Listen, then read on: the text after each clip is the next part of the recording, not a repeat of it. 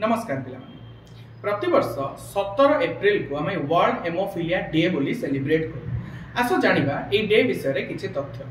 प्रथमे एई world haemophilia day को world federation of haemophilia संस्था तरफ 1989 रे तार संस्थापक फ्रैंक स्नाबेल्स को जन्मदिन हिसाब से पालन करा जायतिला।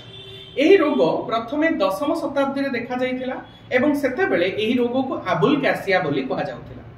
आमे देखिले जे 1803 मसीह रे प्रथमे जने डॉक्टर जॉन कॉनराड ओटो से प्रूफ करी देखै देले जे रोगटी होची वंशगत, जेउथिरे हमर ब्लड क्लॉटिंग पाई जो फैक्टर माने दरकार पड़ंती सेथु फैक्टर 8 और फैक्टर 9 रो अभाव रे रक्त जमाट बांधिबारे असुविधा हुए, जहां फल रे बहुत लोकंकर मृत्यु घटे।